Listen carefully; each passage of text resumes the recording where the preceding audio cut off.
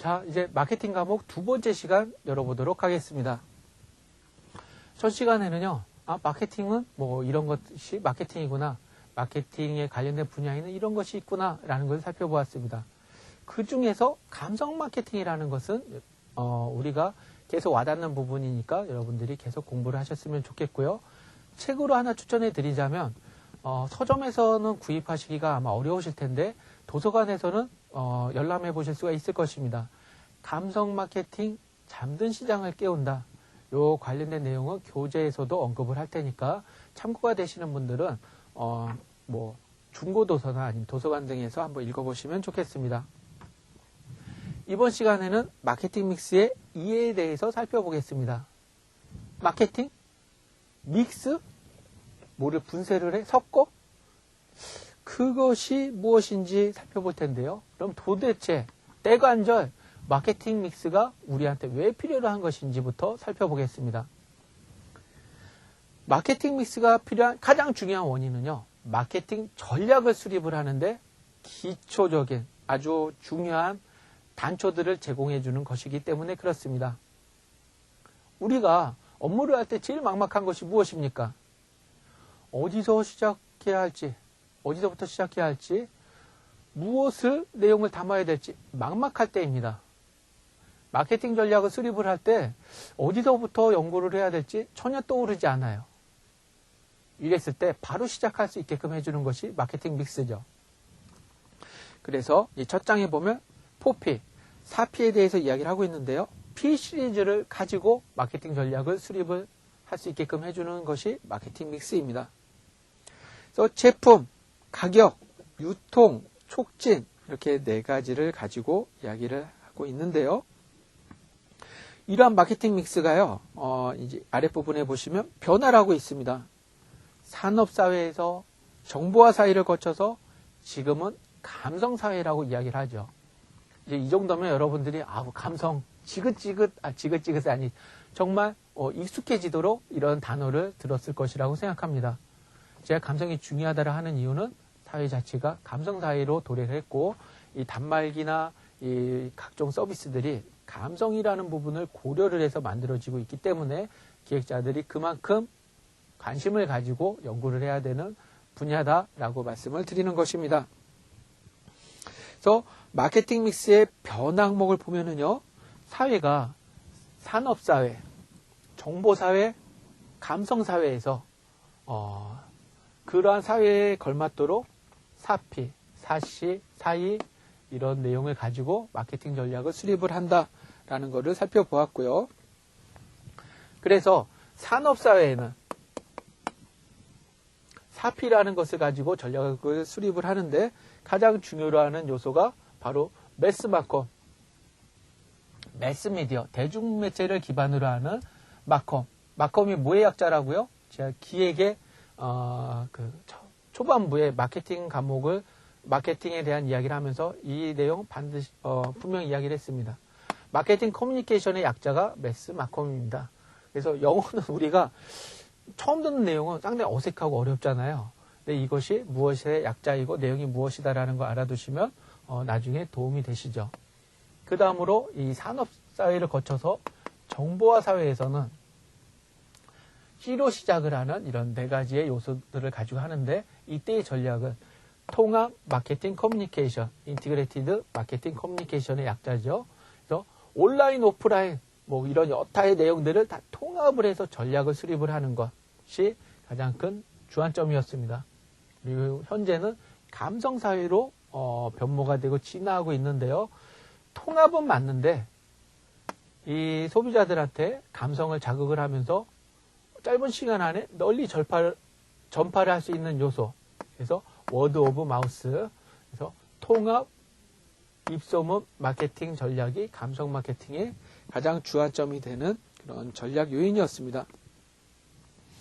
그래서 4P에는 제품과 가격, 유통, 촉진 이런 내용이 중요했는데 정보화 사회 4C에는 제품이 중요해서 제품이 마음에 들어서 소비자들이 구매를 했을 수도 있지만 정보화 사회에서는 그 제품이 나한테 어떠한 혜택을 주는지 이것을 더 중요하게 여겼다라고 이야기를 하는 것이고요. 그래서 이러한 내용이 정보화 사회로 변화가 되고 감성 사회로 변화가 되었다라고 이야기를 하고 있습니다. 그래서 이런 요소들이 나는 뭐 현재 감성 사회에 살고 있으니까 이 사이만 가지고 마케팅 전략을 수립을 하겠다. 이것은 그렇게 좋은 방법이 아닙니다. 상황에 따라서 제품이나 서비스에 따라서 사피 위주로 전략을 수립할 수도 있고요. 사시 위주로 할 수도 있고 사이 위주로 할 수 있습니다. 탁자, 칠판, 뭐 분필 이런 형태로 눈에 보이는 그런 그 유형의 제품군들은요. 공장을 기반으로 하는 그런 제품들은 아직까지도 사피라는 내용이 상당히 중요합니다. 이 분필 먼지가 그렇게 많이 날리지 않아요. 잘 써져요. 뭐 이런 그 기능적인 면모를 가지고도 판매를 하는데 도움이 될 수가 있죠. 그럼 정보화 사회에 해당되는 사시의 요인은 어디에서 더 빛을 발할까요? 인터넷 쇼핑몰에서 이런 사시라는 부분은 상당히 두드러지게 표현이 되고 있습니다. 인터넷 쇼핑몰에서 단순히 가격이 싸다고 해서 그 소비자들이 제품을 구매를 한다기보다는 기회비용이라는 요소가 나온다라고 이야기를 하고 있죠. 기회비용 10,000원짜리 오프라인 매장에서 사면 10,000원인데 이 온라인 매장에서는 11,000원이야. 그럼 1,000원이 더 비싸요? 그런데도 소비자들은 11,000원짜리를 구매를 할 수도 있습니다. 그렇게 하는 이유는 내가 차를 타고 마트에 가서 뭐 주차비 내고 뭐 이렇게 하면서 하는 그런 여타 시간적인 비용, 기름값 이런 것들을 고려하느니 차라리 1,000원 더 주고 여기서 클릭 몇 번으로 사겠다. 이런 것이 바로 그 인터넷 쇼핑몰 같은 경우는 사실을 가지고 진행을 하면 좋은 것이고요. 우리가 소비자들한테 그 사용자들한테 더 다가갈 수 있도록 준비를 하는 그러한 서비스를 출시를 하고 있어요. 이렇게 하니까 잘 안 하다. 그러면 우리가 이런 내용을요, 어떤 그 소비자들한테 전파하기 좋은 곳에서 담아요. 영화라든지, 뭐 이북이라든지 이런 곳에다가 담아서 정보를 제공을 합니다. 담아서 정보를 제공을 해? 그러면 소비자들한테 어떻게 더 알릴까? 나아가서는 어떻게 판매를 촉진할 수 있을까? 이렇게 살펴봤을 때 감성이 맞는 것 같아 라는 생각이 드시면 감성사회에 최적화된 전략을 수립을 해야 하는 것입니다. 그러면 사피와 사시는 우리가 앞서도 한번 이야기를 했으니까 여러분들이 이야기를 하실 거고요. 이 사이에 해당되는 내용도 내용을 한번 꼼꼼히 살펴보도록 하겠습니다. 우리가 모바일 어플리케이션 하나를 만들었어요. 만들었을 때 나 혼자만 팔려고 생각해서는 안 된다라는 것이 바로 사이의 전략입니다. 저는 세일즈맨이에요. 우리 회사에 소속된 판매사원이에요. 제가 물건을 사달라고 하게 되면 소비자들은 은연중에 이렇게 생각을 합니다. 당신이야. 그 제품이 많이 팔려야 월급을 받는 사람이니까 그렇게 이야기를 하겠지. 그 제품이 좋은 거는 좀 과장되게 이야기를 하고 안 좋은 거는 좀 가지고 이야기하지 않겠어? 라고 앞단에 어떤 거부감을 가지고 이야기를 들을 수 있을 것입니다. 이에 비해서 내가 잘 아는 우리 아파트의 부녀회장님 뭐 이런 분들이요. 고객 전도사의 역할을 수행을 합니다. 누구 엄마 이번에 스마트폰 뭐 나왔다라는데 그거 한번 써봤어? 아니요. 전 아직 안 써봤는데 나 이거 누가 우리 아들이 사줘서 이거를 쓰고 있는데 이게 다른 것보다도 이게 너무 재밌어. 이것만 가지고도 뭐 이야기를 할 수가 있대. 전화 비용도 안 든대. 그래요? 그럼 나도 한번. 네, 이런 형태로 이 고객 전도사의 역할을 하는 사람이 내가 아는 사람 그리고 어떠한 그 영향력을 가지고 있는 사람 이런 분이라고 하게 되면 저보다도요 그분이 더 우리 회사에 대한 그 신뢰도도 높이고 제품의 구매율도 높일 수가 있을 것입니다. 그래서 그분이 우리 제품을 일단 써봐야 주변 사람들한테 알려주지 않겠습니까? 그래서 제조사에서는 기업에서는 영향력을 가지고 있는 사람한테 그냥 선물로 주기도 합니다. 나아가서는 그분이 활동을 하는 부분만큼 판매를 하는 내용만큼 급여를 지불하기도 하는 거죠. 두 번째, 앞서 그 애플에 해당되는 사례를 몇 번이나 이제 언급을 했었는데 애플에서 새 제품을 나오게 되면 기대하고 있는 마니아층이 이미 존재를 하고 있어요. 그분들은 제품이 나오게 되면 내가 나오자마자 바로 사야겠다라고 하는 브랜드 인지도, 충성도를 가지고 있죠. 그런 분들의 열정을 고민하는 것이 바로 이 두 번째 챕터고요. 세 번째, 익스피리언스. 일단 써봐야 그 사람이 좋다라는 걸 느끼지 않겠나. 요즘엔 소비자들도 더 현명해지셔서요. 그냥 써보라고 했을 때 별로 좋아하지 않습니다. 나 어차피 전화 있어요. 내가 제 전화를 왜 바꿔야 되는데. 그걸 바꾸게 되면 저한테 어떤 걸 줄 건데요. 라고 요구도 하고, 그래요? 이걸 제가 좀 알려드리면 저한테도 뭔가를 주는 거네요? 그래요? 그러면 제가 사용해보고 좀 불편한 점도 안내해드리고, 더 개선점에 대해서도 이야기를 해줄게요. 라고도 이야기를 하는 것이 바로 다음에 있는 교환에 해당되는 내용입니다. 자, 넘겨서 보시면 이제 마케팅 전략이 어떻게 진화되고 있는지 이야기를 해보겠습니다. 이거 앞서 이야기했죠. 처음엔 매스미디어였었는데 통합적인 요소로 다가왔다가 이제는 통합 입소문으로 나오고 있다. 우리는 이에 더 나가서요. 통합 웹소문이라고도 이야기를 합니다. 입소문은 오프라인 위주잖아요. 근데 우리 온라인에서는 웹소문이라고 이야기를 하는 것이 바로 앞서 이야기했던 바이럴 마케팅 이런 내용의 연장선상이라고 보시면 되겠습니다. 그리고 두 번째, 마케팅 광고 효과를 상호 비교하고 있습니다. 교통, 버스나 지하철에서는 어떠한 광고가 나오게 되면 그 버스나 지하철을 타고 있는 사람이나 그것을 지나가는 사람들은 내가 보고 싶지 않아도 눈이 떠 있는데 그 내용을 볼 수밖에 없죠. 무조건적으로 나오는 이런 일방향입니다. 오개 광고도 마찬가지고요. 그러나 입소문 마케팅에서는 서로 이야기를 주고받는 관계에서 나온다라는 것이죠. 주고받는다. 네, 그래서 쌍방향으로 이야기를 한다라는 것이고요.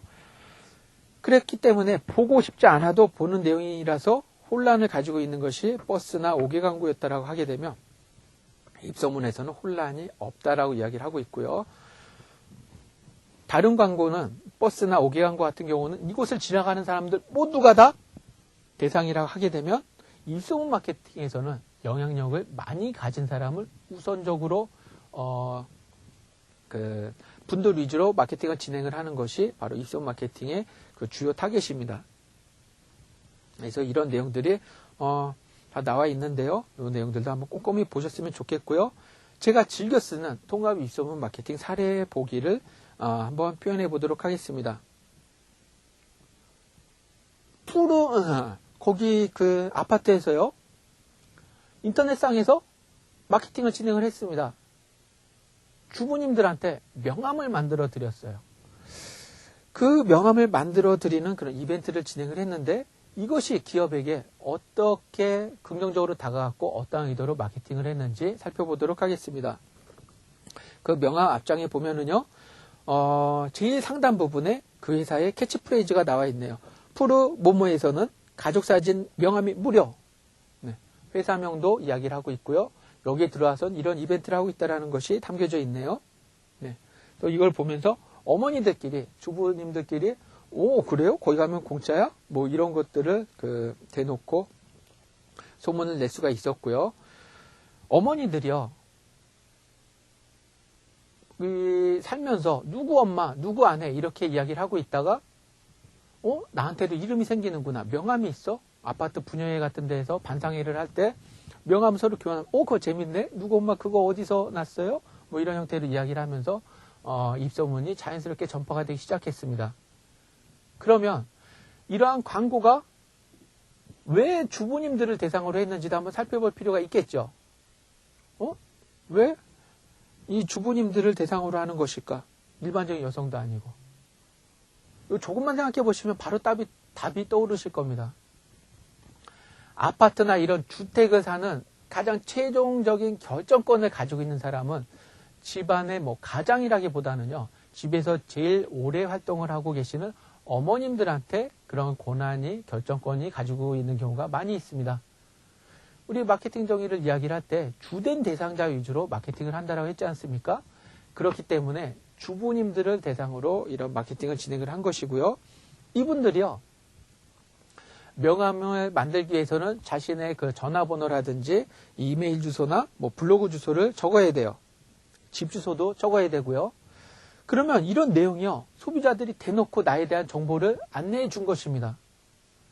그럼 이런 명함 이벤트를 진행을 하고 나면 제가 여기 이 참여한 회원들은 이렇게 있는데 총 참여한 인원들 중에 뭐 몇 퍼센트는 아파트에 거주를 하고 있고 몇 퍼센트는 주택에 거주를 하고 있구나, 이런 거를 바로 뽑아낼 수가 있습니다.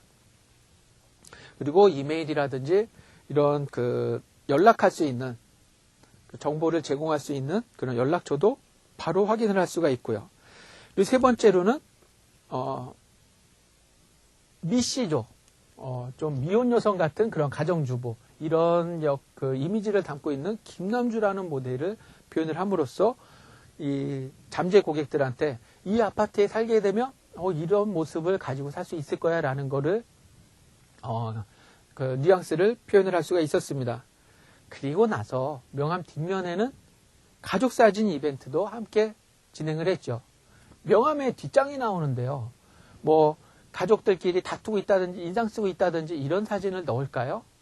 그렇지 않겠죠. 그런 모습만 가지고도 그 기업의 긍정적인 이미지를 형성을 할 수가 있었습니다. 이렇게 하게 된 뭐 종합적인 마케팅 그런 사례가 바로 통합 입소문 사례입니다. 그래서 이제 각각의 그 마케팅 믹스가 어떻게 4P에서 4C에서 4E로 넘어가고 있는지 이런 내용을 하나씩 쪼개서 살펴보도록 하겠습니다. 첫 번째로 이제 그 제품 전략이 진화하고 있습니다. 제품이요, 제품 위주의 마케팅 전략에서 소비자 혜택 위주로, 그리고 나아가서 고객 전도사 위주로 나아가고 있습니다. 첫 번째 이제 제품 영역에서 살펴보면 마케팅 믹스의 첫 번째이자 가장 중요한 요소이다. 제품 전략은 제품 믹스, 제품 라인, 브랜드 포장 등에 대한 종합적인 의사결정을 말한다. 제품이란 고객의 욕구를 충족시키기 위해 시장에 제공되는 것은 모두 해당된다. 시장에 출시되는 제품에는 자동차나 책과 같은 유형, 무형, 교육, 보험 등과 같은 서비스도 포함된다. 자, 우리가 여기서 이야기를 하는 프로덕트에는 눈으로 보이고 직접 만질 수 있는 이런 오프라인상의 제품도 있겠지만 서비스도 함께 포함이 된다라는 이야기를 하고 있습니다. 이것이요, 소비자 혜택, 커스터머 밸류로 변화가 되고 있습니다. 밸류를 우리가 해석을 해보게 되면 가치라고 주로 이야기를 하죠. 그래서 소비자 혜택에서는 마케터들이 자신들을 제품을 파는 사람으로 여기는 반면에 과거의 고객들이 단순히 제품을 산다는 개념에서 오늘날의 고객들은 제품을 산다라기보다는 그러한 가치를 이용을 한다라는 그 형태로 바뀌고 있다라고 나와 있는 것이 바로 소비자 혜택입니다. 무슨 말씀이냐면 그 제품의 기능이 좋다라고 해서 상품을 구매를 하는 것이 아니라 그거를 구매를 했을 때 나한테 어떠한 가치를 줄 수 있는지, 혜택을 줄 수 있는지, 이것을 소비자들이 더 중요하게 여기기 시작했다라는 것입니다. 세 번째 나아가서 고객 전도사. 고객 전도사는 자신의 구매에 그치지 않고 주위에 열심히 이거 써봤어요? 괜찮아. 한번 사봐요. 라고 추천하는 고객을 말합니다. 그렇게 제품에 대해서 살펴보았고요. 이제 다음으로는 가격 전략에 대해서 살펴보겠습니다. 이 가격 전략은요, 지금도 가격이 싸다라고 하게 되면 소비자들이 일단 다른 경쟁사에 비교했을 때 그 제품 괜찮은데? 라고 생각을 하게 되죠. 코스트. 여러분들 한 번쯤은 오픈마켓이나 이 대형 인터넷 쇼핑몰에서 물건을 구매한 경험이 있으실 겁니다. 그 중에서도요, 소비자들이 좀, 사용자들이 잘 보이는 영역에 배치했던 그런 메뉴들 기억하시나요? 이런 거 있죠. 초저가. 네, 여기에 해당되는 것이 비용이 상당히 저렴한 내용입니다. 그래서 가격이 변화하고 있는데 첫 번째는 좀 가격이 저렴한 것. 그랬다가 이제 소비자 기회비용으로 열정으로 변화가 되고 있습니다. 그래서 4P에서는 가격은 마케팅의 4가지 영역 중에 그 효과가 아주 짧은 시간 안에 드러나는 특징이 있어 다른 요소에 비해 자주 활용되는 요소이다. 모마트에서는 뭐 통큰 치킨, 뭐 통큰 자전거 이런 식으로 통큰 시리즈의 그 제품군들을 판매를 하고 있었는데요. 그렇게 되면서 그 시장에 이슈가 되고 뉴스에도 뭐 자주 나오는 그런 그 형태의 마케팅을 하고 있었습니다. 그 내용의 가장 큰 핵심이 뭘까요? 상당히 저렴하게 물건을 팔아요. 말도 안 되는 가격에. 그러면 그 내용을 보고 사람들이 그 입소문을 타고 전파가 되겠죠? 그러면 오는 사람들한테 모두 파는 것은 사실상 아닙니다. 아주 조그맣게 뭐 500명 한정, 뭐 1000명 한정, 뭐 이런 형태로 표현이 되어 있죠. 그러면 정말로 그 제품만 사가지고 가는 사람도 있겠지만 다른 분들 같은 경우에는 그거를 사러 간 김에 다른 것도 함께 구매를 하는 경우가 많이 있습니다. 그래서 이러한 상품군들을 미끼 상품이라고도 이야기를 하죠. 그런 내용에 해당되는 것이 바로 이 가격에 해당되는 이야기고요. 그래서 기업에서 마케팅 전략을 수립을 할 때 제일 먼저 그 연구를 하는 것은 얼마나 더 저렴한 가격을 제시를 할 것이냐. 그래서 가격 목표를 설정을 하고요. 이 정도 가격이면 어느 정도가 몇 명 정도가 구매를 해줄 것이냐. 수요를 결정을 하고 원가를 추정을 하고 경쟁사를 살피고 이런 그런 상태에서 어떠한 가격을 설정을 할 것이냐. 초저가를 지향을 할 것이냐. 아니면 고가 전략을 취할 것이냐. 이렇게 하고 나서 마지막으로 최종 가격을 선택을 한다. 네, 그냥 단순하게 싼 가격을 하는 것만도 아니네요. 네, 이런 내용도 살펴볼 수가 있었고요. 앞서 그 인터넷 쇼핑몰에서 예를 들었듯이 과거에는 제품이 싸기만 하면 물건을 구매했던 반면에 이 산업사회를 지나면서 인터넷 쇼핑몰 등에서는 그 이상의 것도 살피고 있습니다. 그거를 구매하는 데 들어가는 시간, 그리고 그 여타의 뭐 기름값이라든지 뭐 이런 것들, 이런 전반적인 사항을 고려를 해서 기회비용으로 선택을 하는 것이 바로 그 소비자 기회비용이었습니다. 그래서 감성사회에서는 이 가격이나 기회비용을 지나서 열광이라는 요소로 나와 있습니다. 이때는 크게 둘로 나뉘는데 소비자를 감동하게 만드는 상황이랑 두 번째는 제품 자체에 포함되어 있는 그런 열광으로 나올 수 있었습니다. 네, 상황적 열광과 제품 자체에 포함되어 있는 열광으로 나뉜다라고 했었는데 이 그 애플사의 그런 제품군들은 이 두 가지 중에서 어디에 해당될까요? 제품 자체. 그건 애플사의 것이야. 그리고 또 그 내용의 디자인이나 이런 것을 감동을 받고서 한다라고 하게 되면 뭐 상황적 열광에도 해당될 수 있을 것입니다. 그래서 사피사시 사이에서 일단은 제품적인 성향이 변화되는 과정, 그리고 두 번째로 가격이 변화되는 과정을 보았으면 이번에는 이제 세 번째 유통이 변화되는 과정을 살펴보도록 하겠습니다. 유통은 생산되어진 제품이 프로덕트 또는 서비스가 생산자로부터 소비자에게 전달되는 과정을 지칭하는 말이다. 모든 생산자가 직접 소비자와 만난다면 엄청난 그 시간과 비용을 초래해야 할 것이 분명하다. 이런 점에서 보면 보다 효과적이고 효율적인 것을 제품이나 서비스가 고객에게 전달될 수 있도록 하는 것이 중요해진다. 앞서 마케팅 그 용어 이야기를 할 때 다이렉트 마케팅이라고 이야기했던 거 기억하시나요?